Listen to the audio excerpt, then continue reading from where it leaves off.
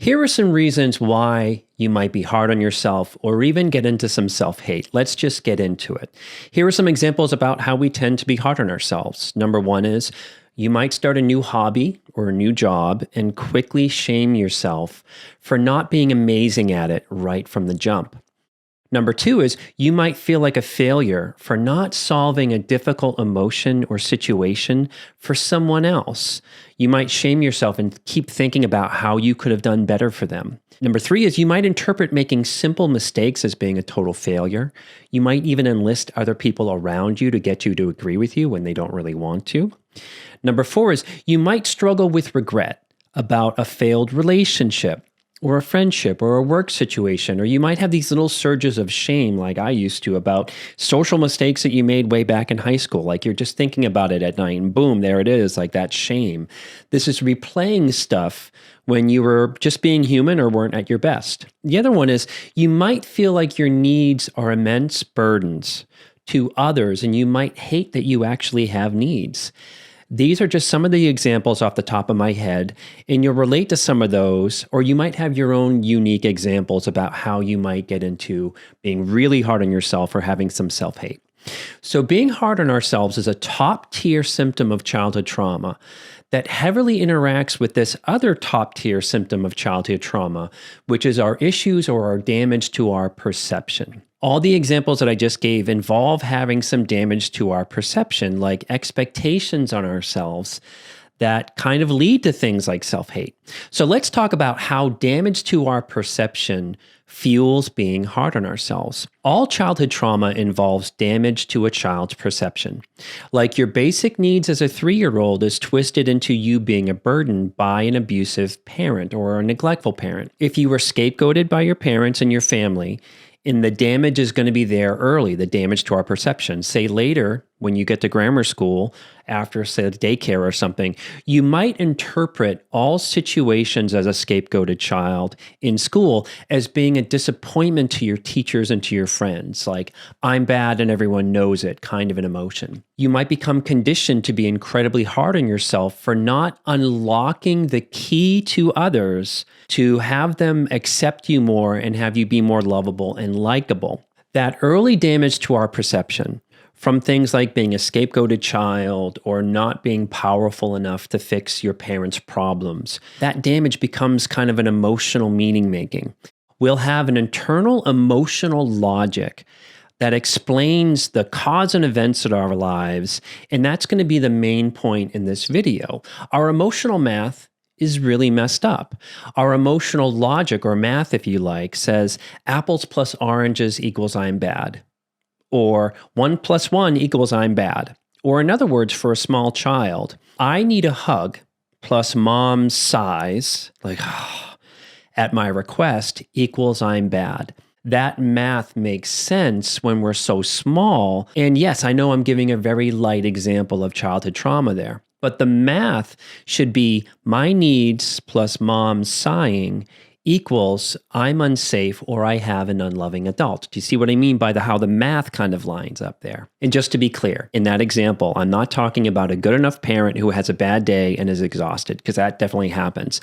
I'm talking about a parent who consistently has contempt for their child and hates being a parent. That's going to create that damage to our perception. That's what I mean. And check in with yourself right now and think about if you had that kind of math going on like I did when I was a kid. I used to interpret and perceive the people around school in my life as being either upset with me or being disinterested in me. And I did that all the time. I took it as evidence to tell myself that I wasn't a worthy kid or good enough. But we got to all collectively ask, why though? Why were we thinking like that as kids? What might your version of your math be when you're kind of checking in with yourself? Like someone's pain plus my inability to fix it equals I'm terrible. Or conflict plus disconnection from my partner equals always my fault. Leave a comment to place like what might be your math equation, what that might look like for you. It's the math that we tell ourselves that ultimately lands in that old place from childhood. I'm bad and I'm not good enough. It might be about something that you're struggling with right now as you're watching this video if you tend to be hard on yourself in general. But wouldn't it be nice? Wouldn't it be nice if we felt in our heart that we didn't make or break people's emotions? That doesn't really work like that. Wouldn't it be nice if we felt in our heart that it's okay to have a process and become good at something on our own time instead of mastering it right when we kind of pick it up? And wouldn't it be nice if we felt in our heart that shit happening was just evidence of our kind of good humanity, normal humanity, instead of being evidence that we're not good enough or that we're just simply bad, like something comes up at work? And wouldn't it be nice if we felt in our heart that always defaulting to being bad wasn't actually true, but it's actually how we survived our family systems as kids? And we're going to stick to that last part. This stuff, it really is about survival. And for the rest of this video, we're going to kind of focus on that. And yes, I just paid a little homage to the great late Brian Wilson of the Beach Boys. And I'm glad you noticed that. If you don't know the song, check it out. But wouldn't it be nice if we didn't have this kind of math going on that always defaults us to this hypervigilant place about being bad? So how we get to the stuff around wouldn't it be nice starts with how the math was true actually growing up, but never really served us for the real world as adults. So let's start with the main principles about how children develop this emotional math and interpret what happens in their world as I'm bad in context of surviving our families. One is we don't have any frame of reference. We don't have somebody to help us with this weird math. For that child who wants a hug and the mother behaves, she sighs like it's a burden, the child only knows that interaction. They only know that math. That child consistently experiences a miserable parent, and there is no help from the other parent to stop that child's assumption that they caused the misery in the miserable parent, if that makes sense. The I'm bad results in the equation gets reinforced over and over when we have a contemptuous, miserable parent like that. And for that child who hates themselves for not fixing maybe a parent's problems, there are no other adults educating that child on the problems of adults aren't even solvable by other adults. It's really up to the adult with the problem. And as kids, we say we're bad and then we just keep trying to solve that parent's problems. Like it's Groundhog Day. I got to fix their marriage. I got to fix their feelings. I got to fix their stress. We're so in tune with them. And the math is always like, I'm not good at this. I got to keep trying. No healthy adult is intervening for this frame of reference thing or educating the child around this stuff about the emotional assumptions. So we don't have a perception reference about what the responsibility of the adult is. So we default to our faulty math. But that math is going to be involving a survival piece, like I'm bad for not being capable enough to fix it, is a survival kind of idea because the alternative is to be fully heartbroken about the parent's behaviors or the disconnection from you or the parent's problems. So for lack of healthy reference, we hate ourselves for not fixing, yet we keep trying. Let me know if you resonate that even in your adulthood. So in short, we're not getting any help educationally or emotionally as children because we don't have a healthy reference. So our inner math, that emotional logic is going to get reinforced over and over. This is also neglect, by the way, which is the second component. So let's get into some neglect. Related to not having a healthy frame of reference, in short, a healthy adult helping a child correct that emotional math, that neglect is a huge part of being hard on ourselves, but in two distinct ways. Direct and indirect neglect. Direct neglect is that parent criticizing you without helping. Like, you have no common sense. Why can't you be like so-and-so? Jesus, you get your brains from your mother. This is direct contempt. But also parents who do that expect children to be amazing without helping them or parenting them in any way. So when you try to learn guitar or art or whatever, you start to hate yourself for not immediately being good at it. It's because those internalized direct neglect messages that you're receiving. And it's a double whammy. Like, you suck at that, but I'm not going to help you in any way. That's lots of pressure for a child. Indirect neglect, say a 13-year-old who doesn't have that in-your-face contemptuous criticism, but they're profoundly neglected and unseen, can come up with that same kind of faulty math. Like, I just suck at this. Why bother if no one cares that I can play something on guitar since no one really is paying attention to me? Neglect results in children assuming that they should be able to do things and be fine with not being seen. And FYI, healthy parents actually live for witnessing their child's growth and witnessing the things that they're interested in. If you relate to that, or maybe it hasn't quite sunk in, maybe leave a comment right now about something that your parents never really took interest in you about or never knew about you. That maybe you loved art class, that maybe you secretly liked classical music. What I mean by that is my own father saw me as this weird alien kid, and he had zero interest in me having interest. I'm going to say that again. Did your parents have zero interest in you having interest? That's going to be a function of many other things, but namely here, neglect around not being seen. So we come up with this math. But indirectly neglected kids also don't have a frame of reference that makes learning an instrument normal, as it's kind of a slow process, and have the parent be loving and patient to have the child absorb some love and patience for themselves. As therapists, we often talk about having a process where I should be immediately good at this is not a process, but a process of having an encouraging parent keep having you kind of try at something in a good enough way and love that you're growing and witnessing it. That is kind of a process, right? So who out there like me grew up with a parent that was like, well, you're never going to make it to Carnegie Hall, said at your first week of violin, or, well, maybe this isn't really your thing at your first dance class or your karate class? Or who out there had indirect neglect where you were really on your own and, like me, had to shoot in the dark a lot and had to ask teachers about violin, having parents who were totally checked out from you and your interest? So beyond neglect, we also have to look at the significant seat you sat in at the dinner table in your family role. This is family roles and competition that's going to contribute to self-hate and sort of being hard on yourself. In many toxic family systems, your worth might have been a moving target, like conditional love. If you were the scapegoat, being hard on yourself was a survival mechanism to beat your parents to the punch. Like, if you criticized yourself first, it felt slightly less painful when they did later. It was something like, see, I already know I'm a failure, Dad. You don't need to hit or yell at me again, kind of a thing. Or even kids when they're like, I forgot to mow the lawn because, like you say, Dad, I have no common sense.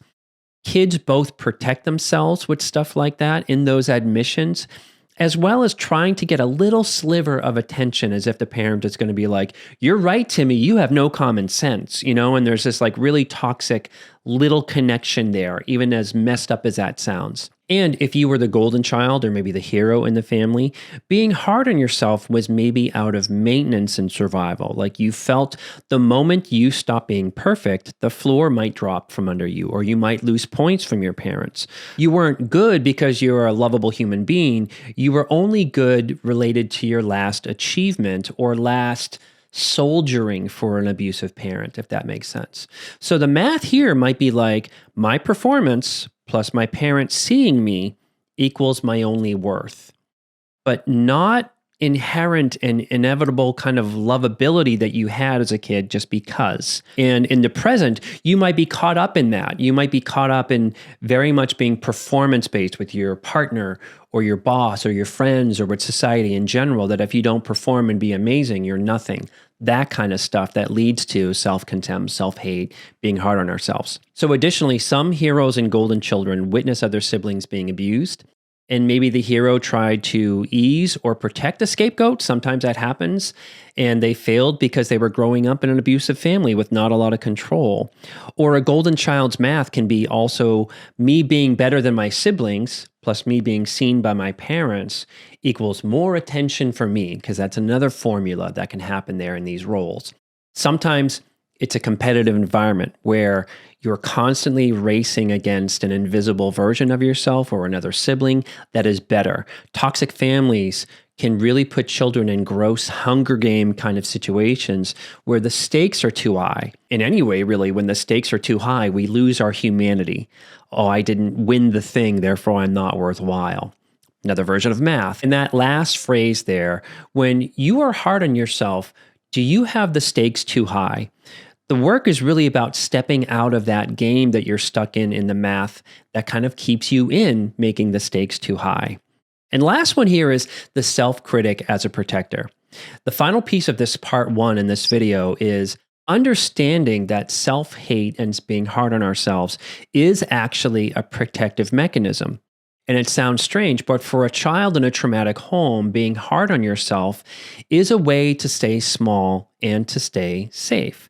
Children who escape horrific family dynamics and abuse by sliding down kind of this trap door into self-blame and being hard on themselves, in order to not hate a parent or hate their situation, would be too much on them. I know this might sound a little bit difficult to kind of take in, but maybe think about it like this. If you're a fish that dives into a jagged, cutting kind of coral reef and scrapes themselves up to avoid being eaten by a bigger fish, it's kind of self-harm that's necessary, but children do it because they can't tolerate the reality that their parent, who is supposed to be loving in their whole world, is actually the bigger fish that's coming after them that isn't safe. Hopefully that makes sense. So this one is simple. Let me know if you related to this and if your math was, I'm bad because if I asked for ice cream at the wrong time, I can't believe I did that. I'm such a jerk kid. Or I'm bad because I need money for shoes for school, and that's why mom and dad are fighting. I hate myself. Plug in that math from earlier. Me needing shoes plus my parents fighting equals I'm bad. Another version of how we can have self-hate or being hard on ourselves. I'm bad because I can't make mom happy. This is actually a survival mechanism. Saying we're bad puts the pressure on us and puts the stakes on us as kids instead of fully feeling who the parent is or what's going on with them. The real math, the reality would be for a child to say, I'm stuck with an emotionally dysregulated, volatile, and violent parent, and I'm only 5. It's like Ralphie from The Simpsons where he's like, I'm in danger. I know that that's kind of like trying to make funny of it, but like in a way that Ralphie isn't taking the situation seriously because his nervous system and his development can't do that. We will get into I'm bad as a way to not deal with reality. So it's a survival mechanism. I'm stuck with needs that everyone has, and my needs cause violence towards myself. Or I'm stuck in the most impossible task of making a parent happy. All that, again, would be too much on ourselves. We sidestep all of that rightfully and blame ourselves as kids because it's actually the only power we have over the situation. So in some ways, we need to honor the fact that we kind of got into some self-hate and some sort of being really hard on ourselves because that was the only and correct power we had to use over the impossible situation that we were in. It's really that simple. Here are some final thoughts. So if you identify with this math, this old math, if you see yourself that you self-blame or self-hate, and it's not based in reality, but it's actually a leftover survival skill from a neglectful or abusive childhood, know that it's very common for childhood trauma. Incredibly common, top tier symptom. And it's also the context of that damage to our perception again that fuels being hard on ourselves. Like again, sort of like I'm bad because I needed shoes and that's why mom and dad are fighting. That's the damage to perception because either no one helped us with that math or we were told that we were a jerk kid for asking for shoes for school at that time, if that makes sense. And a trick to work with your inner child on this is a holistic idea that I mentioned earlier about honoring why we chose to survive by blaming ourselves instead of fully feeling how impossible things were or how impossible a parent was with you, and that parent had all the power over your lives in reality.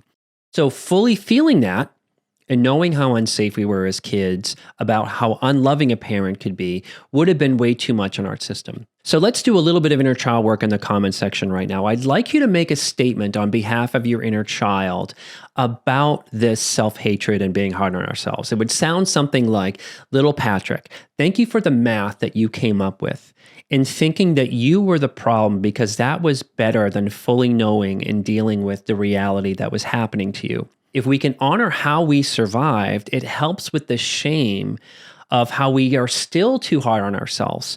So it's a little bit like an intervention to thank your inner child for coming up with this math. And the part 2 is kind of like, how do we come up with some new math? What you can do now is go back and watch the video and really notice and track the kind of math that your inner child still has as a way of explaining your reality that you're somehow bad in all situations, which isn't true. So there is now a part 2 to this video, which is a masterclass video, and it's available over on my Circle community. I believe you can find it right up here, where in that I provide specific journal prompts on how to work out of being hard on ourselves. And the journal prompts consist of where this stuff comes from in childhood for you specifically. What does the math look like? How does the math kind of play out in your present life? And how to come up with new math examples to deal with this kind of thing in the ways that we still get stuck in I'm bad and get into some self-hate and be really hard on ourselves. And these masterclass videos are actually a subscription service that is really inexpensive. It's super affordable, and it provides a more focused community, and they're completely ad-free. Again, you can find it right up here in this bubble. So I would love to hear from you in the comments if you have questions. I would love to hear, what is your version of the math that you're struggling with right now that comes from childhood, like a bump with your partner, a bump with a friend, something that comes up at work. I would love to hear about it. And if you're new, I'm Patrick. I'm a MSW. I specialize in childhood trauma. I'm a childhood trauma educator. You can hit the like button and the subscribe button for more videos like this. And as always, may you be filled with loving kindness. May you be well. May you be peaceful and at ease. And may you be joyous. And I will see you next time.